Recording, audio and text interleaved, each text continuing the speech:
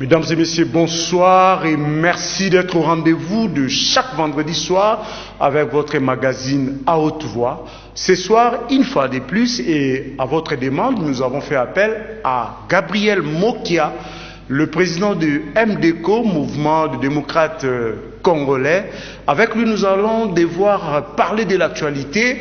L'actualité, vous le savez, reste dominée par la désignation de M. Corneille Nangaa par le sous-groupe de confession religieuse dans la société civile pour remplacer avec la validation de l'Assemblée nationale l'abbé Apollinaire Malumalu qui a démissionné depuis peu.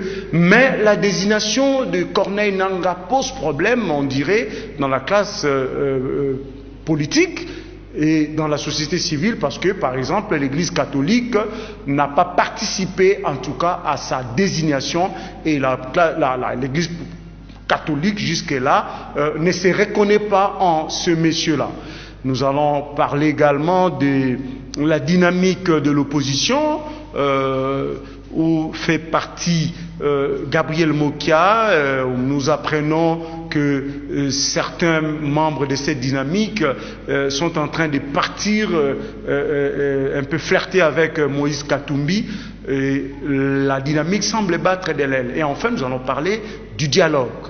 Le dialogue qui reste toujours pendant dans les esprits des Congolais, mais dont certains partis politiques réaffirment toujours cette volonté, cet engagement avec l'impulsion du chef de l'État et de la communauté internationale d'organiser et de donner suite à ces forums tant attendus. Gabriel Mokia, bonsoir. Bonsoir. Voilà, c'est un plaisir de vous avoir encore ce soir et je vous signale que, en tout cas, beaucoup de nos téléspectateurs ont réclamé votre passage dans cette émission. C'est pour cela que nous vous avons invité. Bien, je l'ai dit, la CENI, depuis quelques semaines, orphelin du président, parce que Malumalu a démissionné, mais maintenant là, avec la désignation de Corneille Nangaa, les violons ne s'accordent pas. Vous avez toujours dit que vous êtes catholique, votre église ne se reconnaît pas, en tout cas. Les communications officielles de l'église catholique ont fait mention de cela. D'abord, revenons rapidement sur la démission de Malumalu, parce que depuis qu'il est parti, vous et nous, on ne s'est pas encore vu sur ce plateau. Je rappelle qu'en 2005, vous avez eu Malumalu sur ce plateau, vous, Gabriel Mokia, en débat contradictoire. À l'époque, déjà, vous avez demandé à Malumalu de démissionner. Maintenant, voilà, 10 ans après, votre vœu est exaucé. Ça vous fait quoi, le départ de Malumalu? Merci, Gabriel Mokia. Je suis le président du mouvement des démocrates congolais, MDCO, parti politique de la vraie opposition.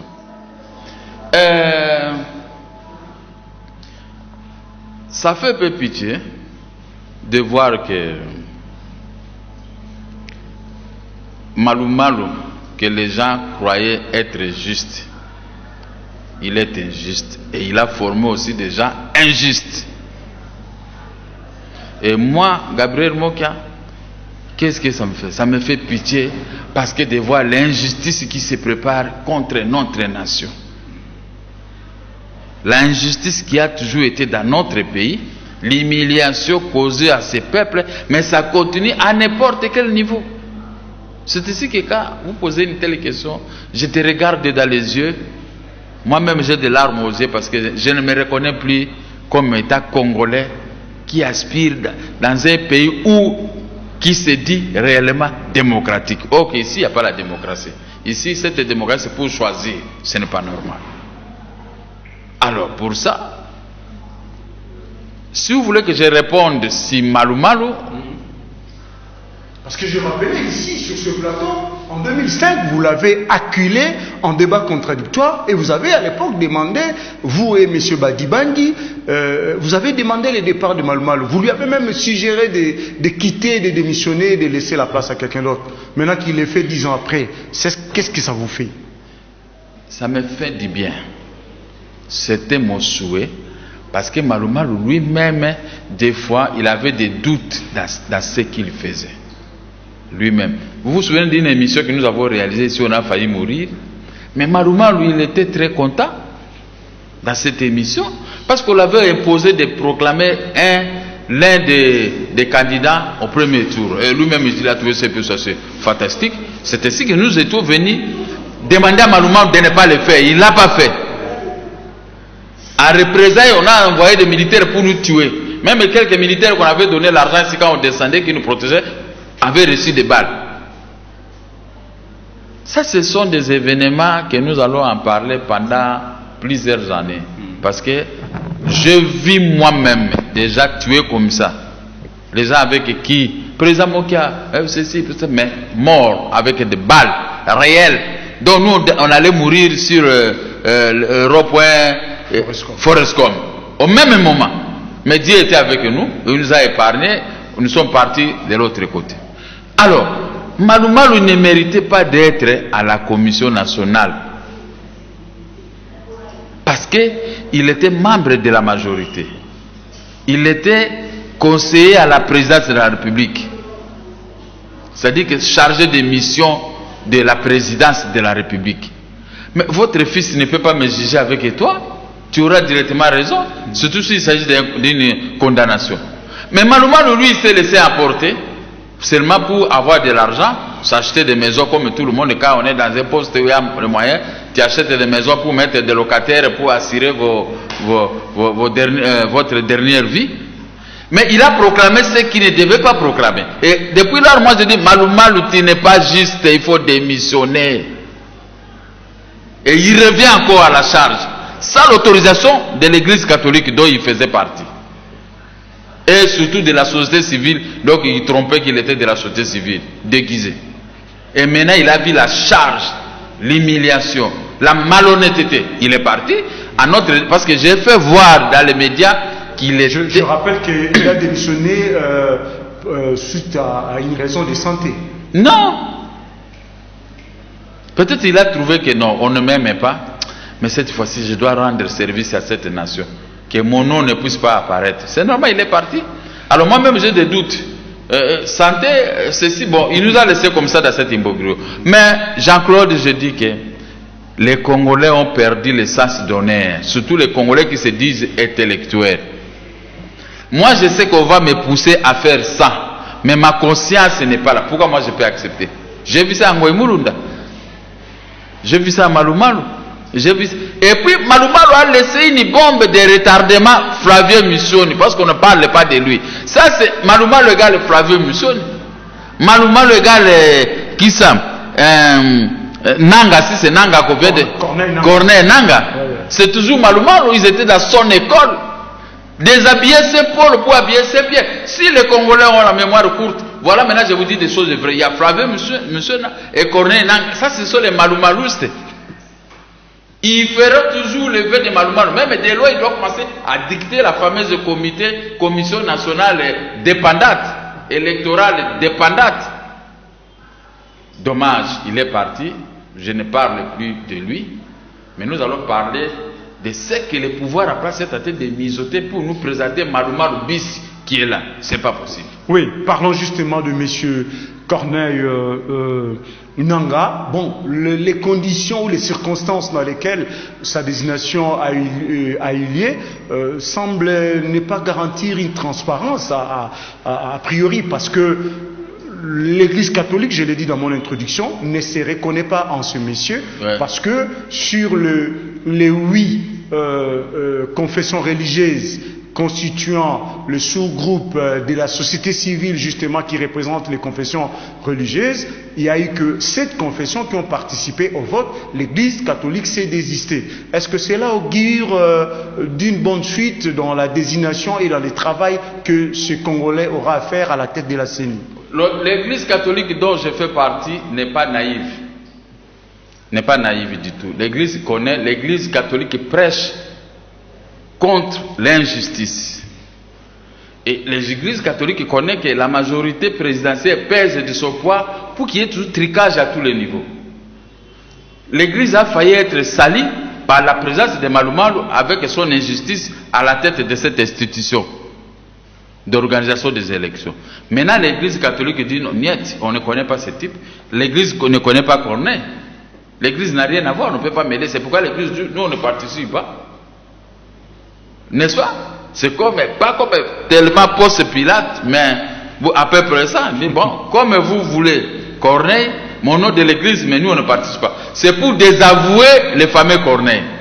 Je félicite l'église avec son grand responsable, le cardinal Mosengo. Je le félicite. Ce n'est pas parce que j'appartiens à cette église-là que je donne des félicitations. Non, moi je suis juste. Je dis félicitations et bravo à l'église catholique de ne pas cautionner le mal. Parce que la RDC est dictée par tout le monde dans la gestion. Je n'arrive pas à comprendre. C'est pourquoi je dis, peuple, faites-moi confiance. Argent ou pas argent, le peu que je dois avoir, je vais contribuer, je vais participer aux élections pour faire partie de tout. Ma gestion sera propre, saine. Personne ne viendra ici tromper. J'ai gagné, j'ai gagné. J'ai perdu, j'ai perdu. C'est comme ça que moi j'ai appris dans ma jeunesse. Comme il y a le oui et le non. Il y a la victoire, il y a la défaite. Mais quand il y a la défaite, on remplace ça par la victoire. Ça, ces gens qui font ça, ils finiront mal. Je dis, ils finiront. Vous savez, l'Éternel des armées, il est là. Mais il agit toujours. Malheureusement, ne s'attendait pas, on l'avait laissé. Comme on dit aujourd'hui, tu as terminé ton mandat, partez. Partez. Mais ne cherchez pas de mécanismes qui pourront vous coûter cher à la longue. Mais c'est moi qui a. Oui? D'après vous, qu'est-ce que l'Église catholique reprocherait à Corneille Nangaa? Mais parce que l'Église ne doit pas présenter là-bas, parce que l'Église n'a pas été contactée pour donner son opinion. Le peuple réappelé a misoté là-bas. L'Église catholique fait partie de cette sous-composante de la société civile. Et surtout que la fameuse désignation s'est passée en l'enceinte de la Cinco, centre inter de Chezin. L'Église a dit niet, ce n'est pas ça. L'Église a compris ce qui s'est passé. Que toi et moi, nous ne sommes pas dans les secrets du diable. Nous parlons, nous supposons ce qui s'était passé. Mais l'Église connaît. Si l'Église ne veut pas mettre du feu, de l'huile dans le feu, bon, je m'incline à la volonté de notre Église. Mais ce monsieur n'est pas. Ce monsieur Corneille, c'est un adepte, comme Flavio Missioni de Malumalu. C'est Malumalu qui les a formés tous. Ils recevaient tous des Malumalu. Tout ce qu'ils faisaient, c'est des Malumalu. Et comment un Malumaluste peut s'en dissocier de la demande gouvernementale pour triquer, pour faire ceci pendant les élections? Non, c'est pourquoi l'Église a compris que mais c'est question d'expertise. Monseigneur Marini Bodo, qui a présenté la candidature de Corneille Nangaa, a dit clairement que ils l'ont désigné non seulement suite à des accointances tribalo-linguistiques ou autres sectaristes, mais c'est plutôt à cause de son expertise.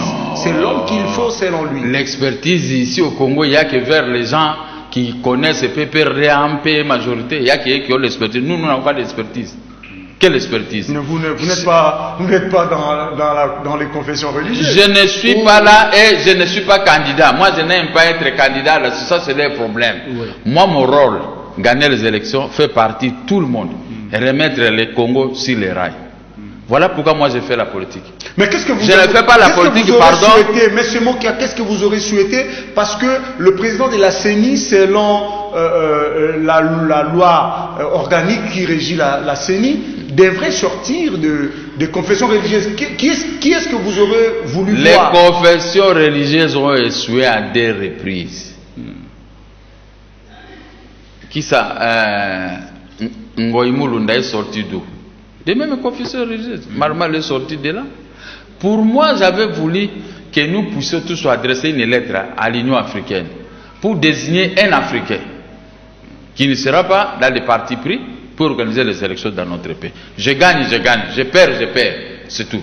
Mais comme le pouvoir a pensé que les Congolais aujourd'hui sont devenus déjà fragiles, amoureux d'argent, toujours à la recherche d'argent, des gains faciles, ils ne sont pas comme Mokia qui est en train de broyer les noirs depuis des années, mais j'ai mon objectif, conquérir le pouvoir autrement.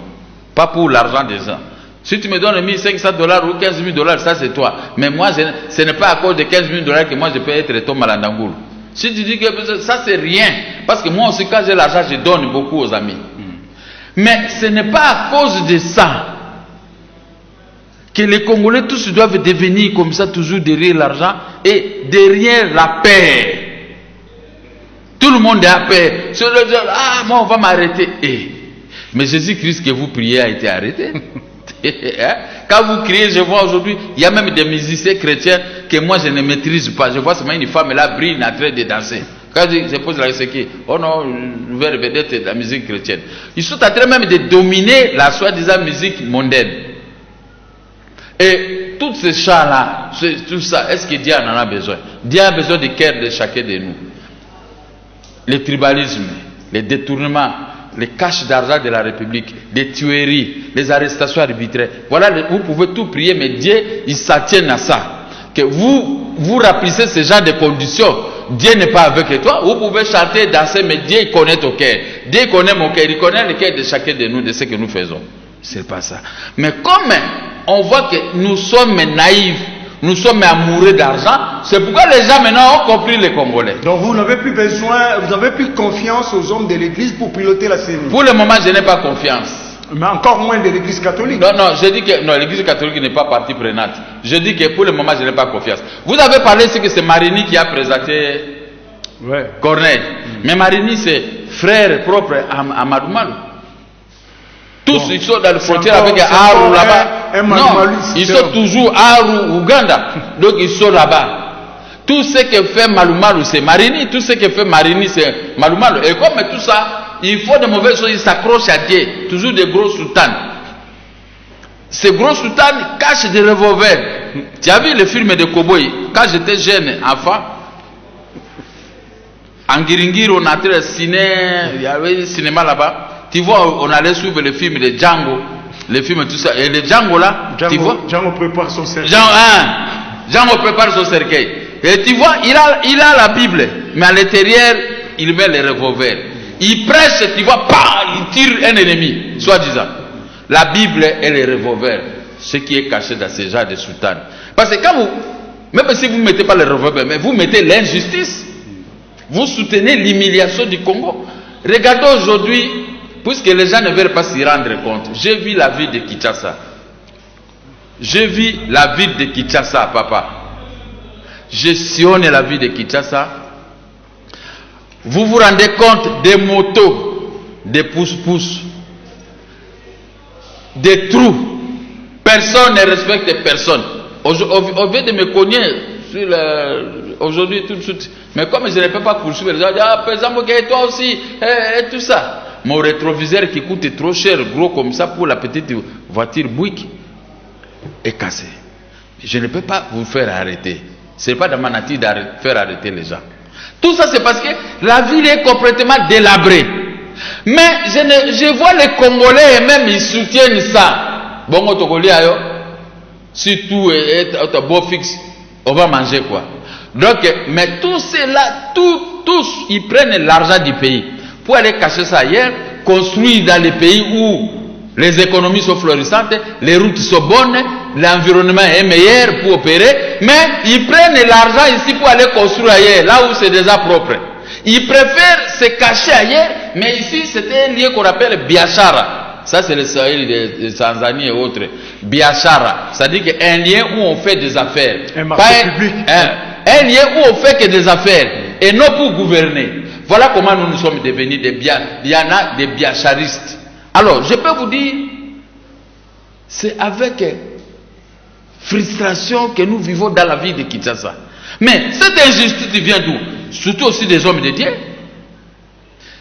Ils ont créé partout sur toute l'étendue de la vie de Kinshasa et de la République des églises inutiles. C'est pour escroquer maintenant la manne à la population appauvrie. Rien que ça. Partout où ces gens peuvent passer, ça sera toujours pareil. Le peuple congolais est tellement pauvre qu'on ne peut même pas les extorquer. Voyez l'habillement de ces gens-là qui escroquent le peuple congolais. Voyez leur trait de vie. Mais regardez les bandits qui les fréquentent. C'est le jour et la nuit. Ça, c'est l'escroquerie. C'est pourquoi des fois, Dieu frappe certains pasteurs, pas tu meurs. Tu ne sais pas. Dieu ne tue pas seulement les gens comme nous. Dieu s'adresse se venge aussi contre ses propres pasteurs qui trompent. Il est d'ailleurs plus dur envers les pasteurs. Non, mais non, il est plus dur. Il est plus dur envers eux. Mais ils n'écoutent pas, ils n'écouteront jamais. Ils voient qu'il y a un chef de l'État, il fait du mal, mais ils vont l'adorer. Ils voient qu'un tel ministre cause du tort à la population. Ils vont là-bas avec les prophéties. Vous savez, Dieu m'a montré, Jean-Claude, qu'est-ce que nous voulons dans notre pays? Et quand vous regardez tout autour de nous les pays limitrophes, ces petits pays limitrophes commencent à se développer avec notre argent, avec l'économie de la République démocratique du Congo. Et nous devenons de plus en plus pauvres. Tous les diplômes universitaires que nous avons, ça ne représente rien parce que vous pouvez avoir les diplômes, mais c'est la tête qui doit travailler. Oui, là-dessus vous avez raison parce que le gaz méthane du lac Kivu, nous jusque-là on n'exploite pas, mais les Rwandais exploitent déjà ces gaz. Le pétrole de Mwanda, l'Angola exploite. Si vous demandez à Matata Pogno, où est-ce que la part de la RDC retirée de l'exploitation du pétrole de Mwanda? Il ne vous le dira pas. Il dit, vous voulez m'amener à la mort. Il va trembler du moins mais il connaît le secret. Voilà là où nous sommes. Très bien, revenons dans l'actualité. Donc, nous allons conclure les dossiers CENI avec Corneille Nangaa. Mokia n'a pas confiance à l'avenir électoral de la RDC. Je n'ai pas confiance à l'avenir électoral dans notre pays. Tant que cette majorité va demeurer de cette façon, on n'a pas confiance. Seule confiance que je peux avoir au main africain. Si lui, maintenant, il vient faire son injustice ici, il a qu'à faire... Quel crédit vous avez de la part de ce fameux africain, cet oiseau rare qui... Un Malien parti organiser des élections en Guinée. Ouais. Est-ce que tu avais vu? L'adversaire de Alpha Condé a voulu contester. Maintenant, Alpha Condé passe. Hein? Il n'y a pas de discussion. C'est parce que tout le monde se tue. Non, mais celui d'Alain Diallo a déclaré que la Cour constitutionnelle est déjà corrompue. Il ne veut pas aller perdre son temps là-bas. Mais il n'y a pas de problème. Au moins, il est resté tranquille. Il n'y a pas de trouble. Mais ici, vous voyez l'injustice à l'œil nu.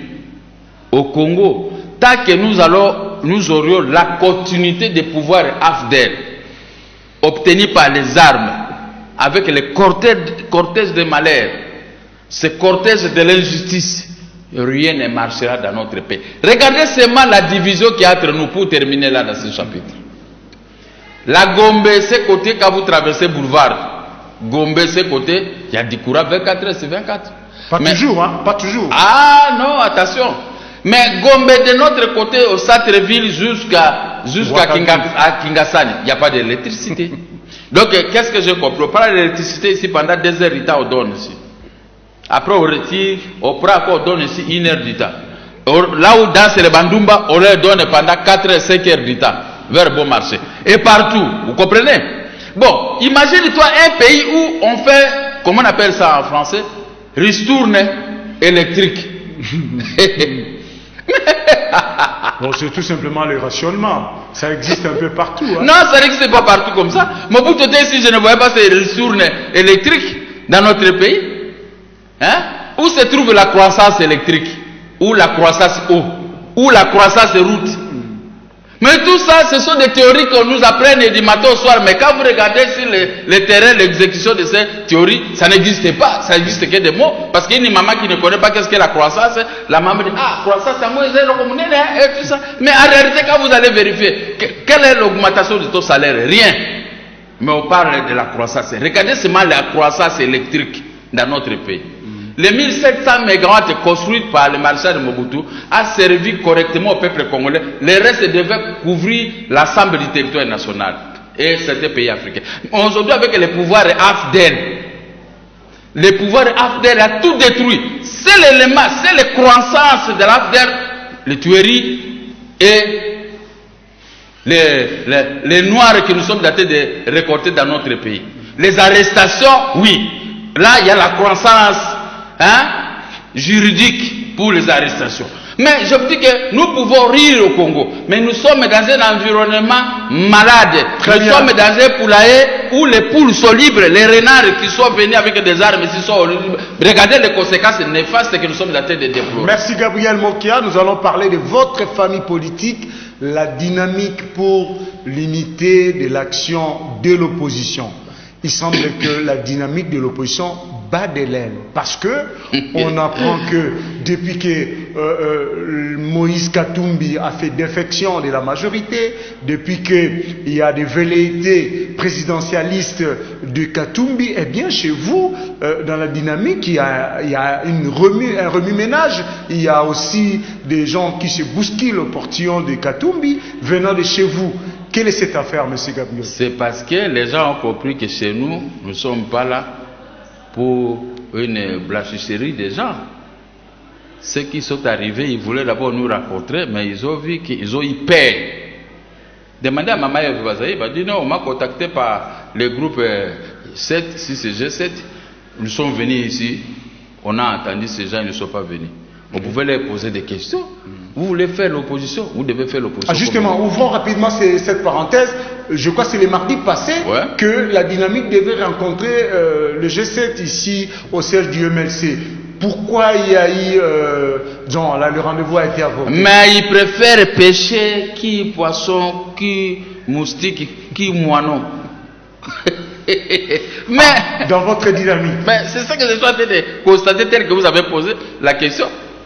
Mais je dis que dans la dynamique, tous ceux-là qui veulent aller avec les G7 et les autres, ils n'ont qu'à partir. Mais nous allons conserver la dynamique jusqu'à la conquête démocratique du pouvoir. C'est encore un panier à crabe. Gabriel Mokia ne va pas quitter, ne va pas aller nulle part. Vous m'appelez, appelez-moi, je vous écoute. Là, tous ces gens-là, quel est l'argent qu'ils ont qui donnent aux gens? 15 000 $, 15 500 $, 2 000 $. C'est ça qu'on peut parler, ils ont l'argent, ils ont ceci. Non. Vous avez l'argent, ils ont l'argent, nous avons la crédibilité auprès de notre peuple. Moi, j'ai la crédibilité parce que je suis ni à gauche ni à droite. Je reste stationné tel que j'ai commencé la politique. Il y a 22 ans, je reste le même, la même personne. À tout ce que j'ai traversé.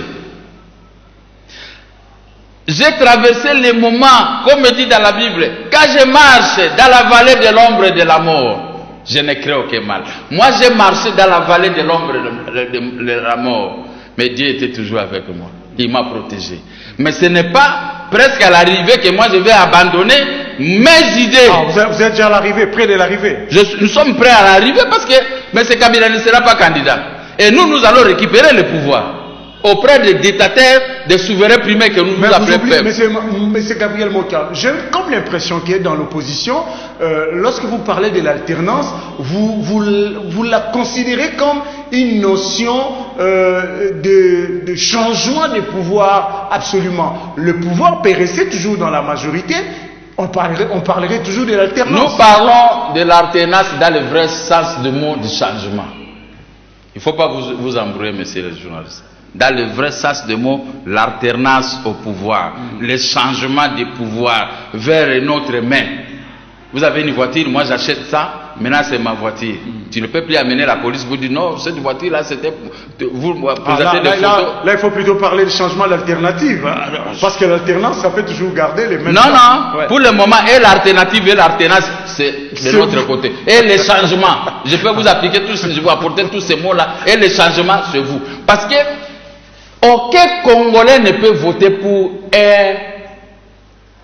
un élément qui vient de la majorité. Ces gens, ils doivent se justifier d'abord entre eux dans la majorité. Ah, vous pensez que dans la majorité, il n'y a que de la racaille? Il n'y a pas de fils congolais dignes de ce nom? Nous dormons, bon, ceux qui ont quitté, ça fait comme 2 semaines, 3 semaines. Hein? Depuis le 14 février, la lettre de GCT est tombée, ça fait déjà plus d'1 mois. Bon, dis-moi. Dis-moi, papa. 14 septembre ou février? 14 septembre, je parle. Alors, dis-moi. 14 septembre, ça fait, nous tendons vers 15 ans de pouvoir de M. Kabila avec eux. Ils ont échoué ensemble.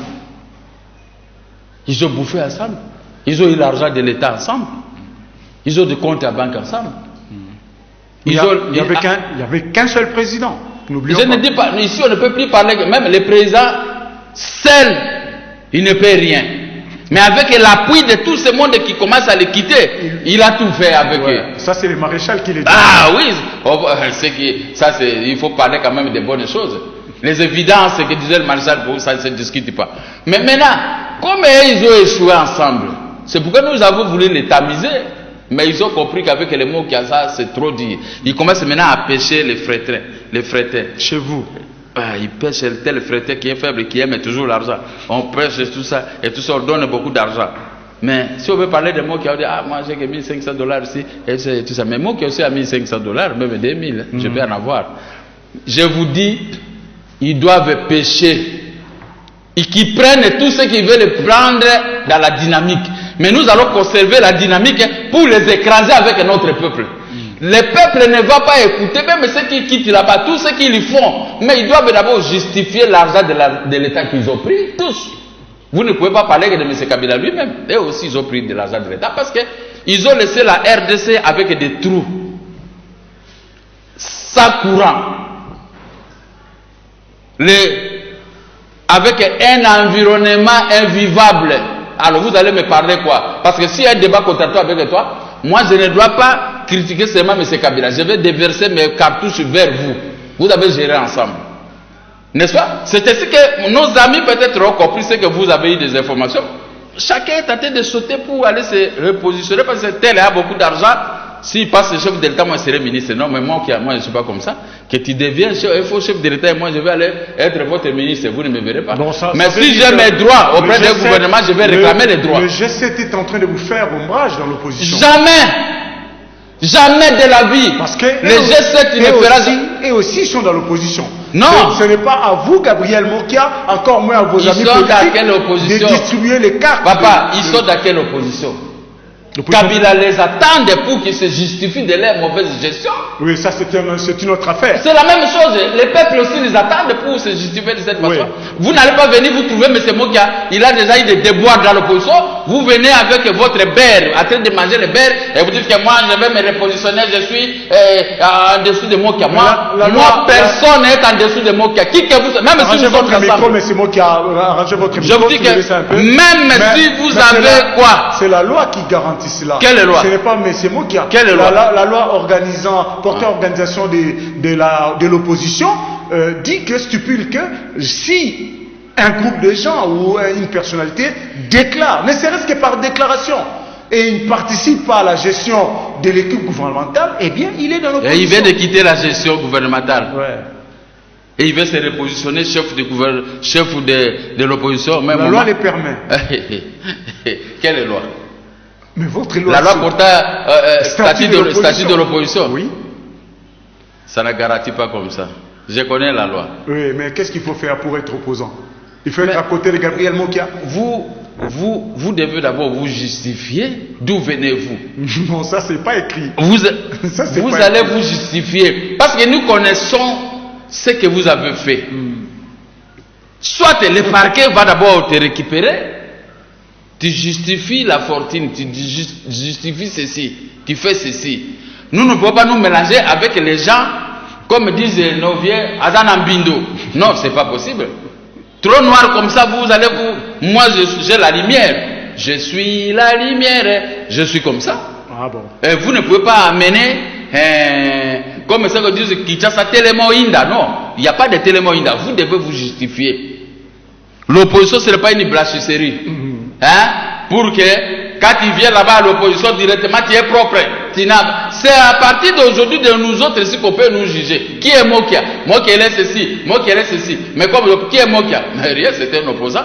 Il a eu des déboires, l'État lui doit beaucoup d'argent, l'État lui a tout pris, l'État lui a fait ceci, et l'État lui a placé à plusieurs fois en prison, et Mokia il reste le même. Voilà. C'est-à-dire que si Mokia est aux affaires, il va rester le même, il ne va pas mettre les mains dans l'argent de l'État. Il va faire son café et il va s'en sortir autrement. Et le peuple ne va pas dormir dans les noirs, ni le peuple ne doit pas subir ce que le peuple est en train de subir aujourd'hui. Il n'y a pas de route. Donc, une petite pluie, tu vois la ville de Kinshasa à quel état? Mais c'est moi qui si je vous comprends, vous recevez l'État oppositionnel au G7. J'attends d'abord qu'il se justifie. Point.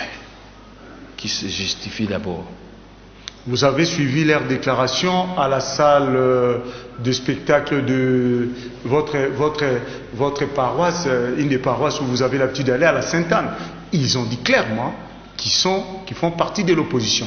Ils ont demandé à la CENI de publier un calendrier électoral global.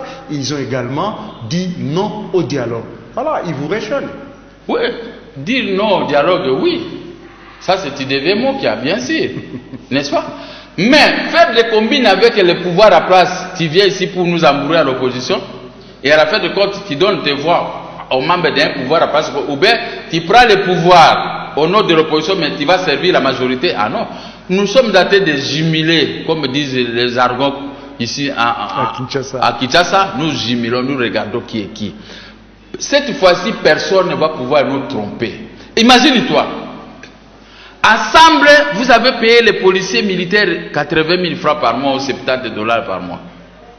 Vous voulez maintenant que nous fassions, nous vous connaissons. Pourquoi vous payez les militaires 80 000 francs? Pendant qu'il y a une petite guerre, ce sont eux qui meurent les premiers. Et les policiers, des fois, sans abri.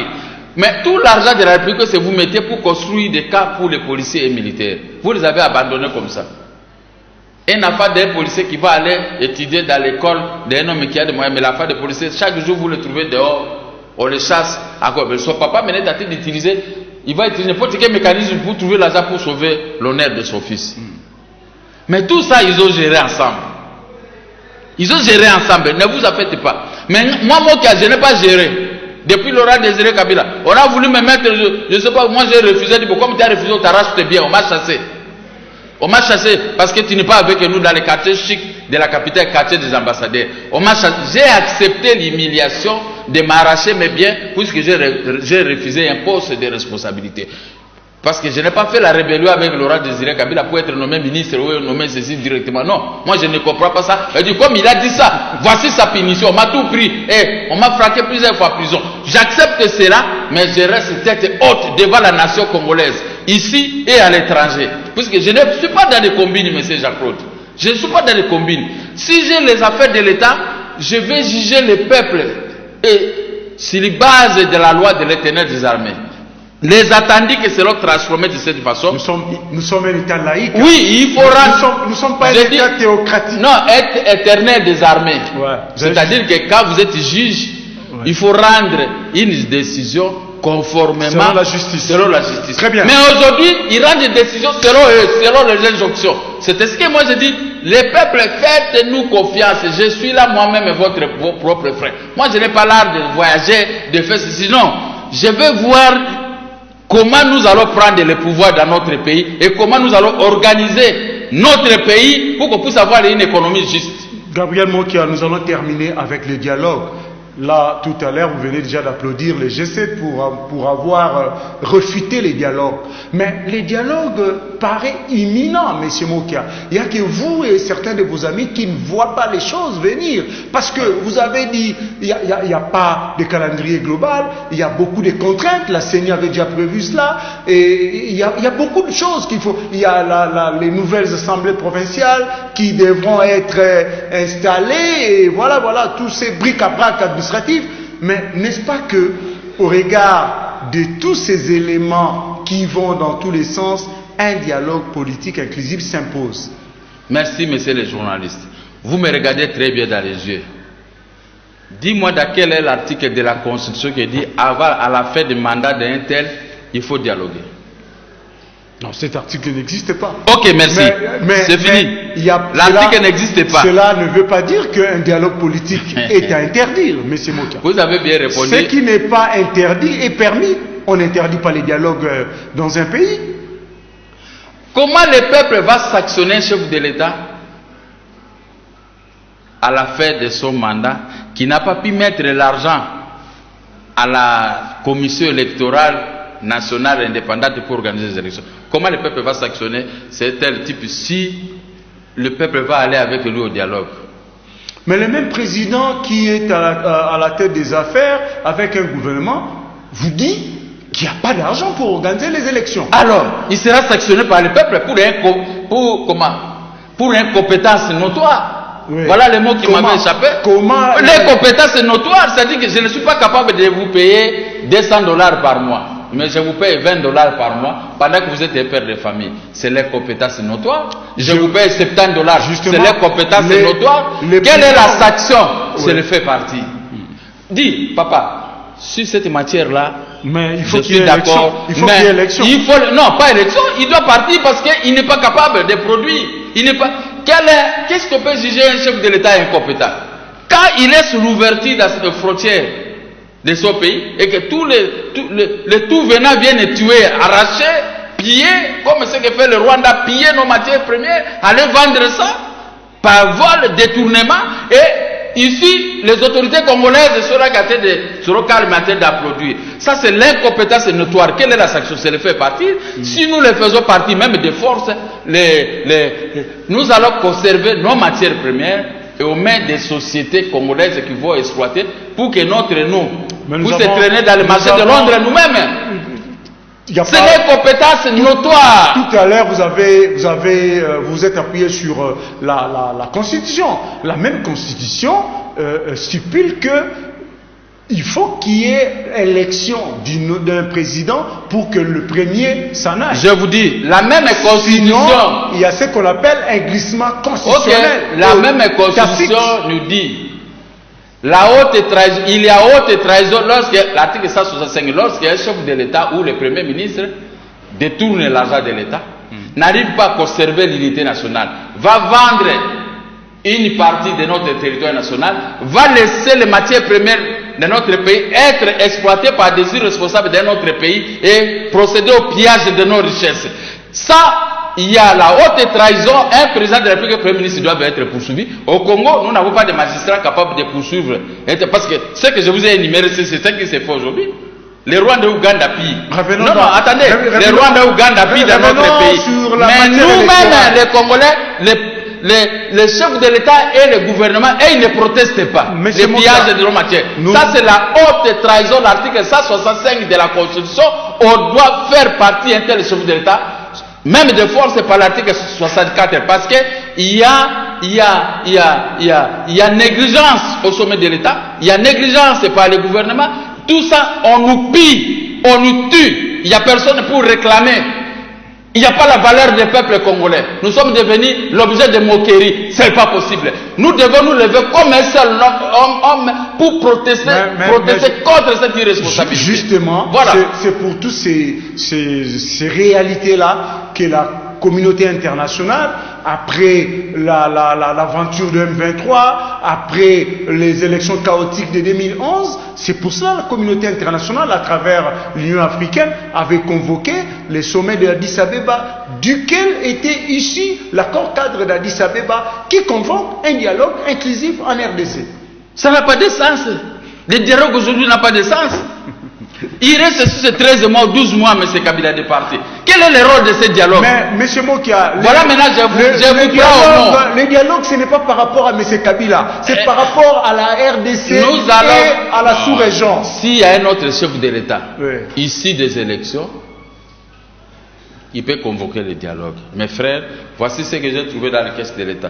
Mes frères, nous allons plus commencer à arrêter les gens à tuer les Congolais. Nous allons protester contre l'humiliation et les pièges de nos richesses et nous allons les protéger. Un dialogue simple, franc. Une bonne gestion, il doit mettre l'ossature de la justice, une justice au service de cette nation. N'est-ce pas? Là, on peut faire un dialogue, je serai partie prenante. Si, pas avec M. Kabila. À ce moment où il est ailleurs, il regarde comment nous allons dialoguer et comment nous allons prendre des décisions pour pouvoir bien travailler dans notre pays. Mais pensez-vous pas qu'en tant qu'ancien président, M. Kabila a de l'expertise qui peut faire bénéficier au pays des trous dans la ville de Kinshasa? Mais vous l'avez dit. Des marques d'électricité, c'est ça l'expertise. C'est ça l'expertise avec des marques de courant. Vous avez dit ici 15 ans. C'est pas possible. M. Kabila aura totalisé 15 ans. Alors, ce n'est pas rien. Et comment? Mais il va nous laisser un pays noir. Il va nous laisser dans les noirs. Pas de courant. Pas d'eau. Et vous pensez que le pays n'a rien à apprendre auprès de Joseph Kabila? Mais apprendre quoi? On doit seulement apprendre que quand on est chef de l'État, il ne faut pas donner l'électricité au peuple congolais, au peuple que vous êtes en train de gérer. C'est tout ce que nous pouvons apprendre. Que quand on doit de l'argent, on ne peut pas payer. On peut arrêter les gens arbitrairement comme ça. Vous ne pensez pas tomber dans le piège de manichéisme où vous ne voyez que le blanc et le noir? Je ne suis pas dans le piège. Voilà maintenant ce que le vrai opposant que je suis, je vais vous dire. S'il y a dialogue, vous avez soulevé un mot ici, qui sillonnent aujourd'hui glissement. Ouais. Maintenant, je vous apporte un autre élément. S'il y a dialogue, à la fin des dialogues, il faut former un gouvernement d'union nationale. Les grands glissements maintenant, 3 ans, 4 ans, M. Kabila sera toujours chef de l'État. Dit. Il n'y a que lui qui peut être chef de l'État ici au Congo, Kinshasa. Nous ne sommes pas là. Même quand on a échoué, on doit faire le dialogue. Alors, vous savez. Mais c'est bien d'avoir ajouté cet élément. Je voudrais vous en ajouter un autre. Les grandes puissances qui font pression pour qu'il y ait dialogue demandent en même temps le respect du délai constitutionnel pour le président Kabila. Donc si vous lisez entre les lignes, vous aurez à comprendre que nous allons voir Joseph Kabila va arrêter avec son mandat. Vous avez vu que le président français a été dire vis-à-vis de Kabila, vis-à-vis de Sassou. Maintenant, il dérègle sa tête vis-à-vis de Sassou. François Hollande, je ne sais pas qu'est-ce qu'il a vu. Il calme ses ardeurs. Il calme, hein. Dès qu'il a vu Sassou chez lui le saluer, il y a la fraude. Maintenant il dit, non, les peuples, vous devez dialoguer avec Denis Sassou. Mais il a été dit, c'est ça la communauté internationale. Alors, est-ce que la communauté internationale ne voit pas les pillages des richesses du Congo, de notre pays par les Rwandais? La communauté internationale ferme les yeux. Est-ce que la communauté internationale ne voit pas comment Adef Nalou, de Ouganda et autres, ne voit pas comment on est en train de mutiler les Congolais chaque jour, de piller et surtout des violations de nos femmes, les femmes congolaises par Brazzaville et par les pays de l'Est. La communauté internationale ne voit pas. Au moins que la communauté internationale prépare Hillary Clinton, la femme de Bill Clinton, qui a placé le Rwanda au pouvoir dans notre pays à l'époque de Laurent Désiré Kabila. Cette mauvaise gestion continue. Maintenant, si Hillary venait et le Congo va devenir le Rwanda, le protectorat de Rwanda, c'est ça. Parce que si Hillary passe, c'est d'accord notre malheur du peuple congolais. Parce que on va ajouter encore de charbon dans nos têtes avec Hillary Clinton, parce que c'est son mari qui va réellement gérer les États-Unis d'Amérique et les pays des Grands Lacs, tels que nous le voyons aujourd'hui. Ne souhaitons pas ça. Les Congolais. Votre mot de la fin. C'est ça le mot de la fin. Voilà. Je suis là à l'atterrissage, forcé même. Les Congos doivent être gérés par des Congolais. Nos richesses, ce sont les richesses que nous avons héritées de la colonisation. Ces richesses sont dans notre pays. La RDC ne doit pas subir les dictats de n'importe quel pays du monde. Mais la RDC va coopérer avec tous les grands pays du monde pour son développement. Mais la RDC ne doit pas devenir comme un abattoir. Depuis 18 ans, on est là que pour nous tuer, nous arrêter, nous atterrer, nous faire ceci. Non. Nous devons mettre un frein à main à ça. Le peuple doit voter les filles et fils de ces pays. En train de gérer ce Congo, à bon père de famille, ça dictat de Rwanda ou dictat de Museveni, mais nous pouvons gérer nous-mêmes notre pays. Nous serons plus riches, plus grands que ce petit pays qui ne totalise même pas 12 millions d'habitants, contrairement à nous autres 70 millions d'habitants, mais ils nous tuent. Concluez. Je conclue. Les témoins gênants, les témoins, c'est la communauté internationale qui nous a livrés dans la guerre des lions. C'est ici, je dis ceci. Tous les Congolais, membres de Dynamique, membres de tels partis politiques, coalisons-nous. Laissez les pouvoirs de Kabila qui a échoué de côté. N'allez pas de soit de dialogue. N'allez pas de ceux-là qui ont échoué avec Kabila, qui vous appellent. Faisons bloc. Nous allons le faire partir. Nous allons récupérer les pays de Lumumba, les pays de Mobutu, les pays de nos martyrs, de ceux-là qui ont tombé sur les coups des balles de Rwanda, Ouganda, à l'est, jusqu'ici à Kinshasa, et il y aura justice dans notre pays. Voilà. Merci Gabriel Mokia. C'est moi qui vous remercie, monsieur le Voilà, mesdames et messieurs, c'est avec ce propos de Gabriel Mokia que nous allons marquer un terme à ce magazine au nom de l'équipe technique qui a été dirigée par Bruno Nzinga. Nous vous disons merci de nous avoir suivis et rendez-vous à la prochaine. Bonsoir chez vous.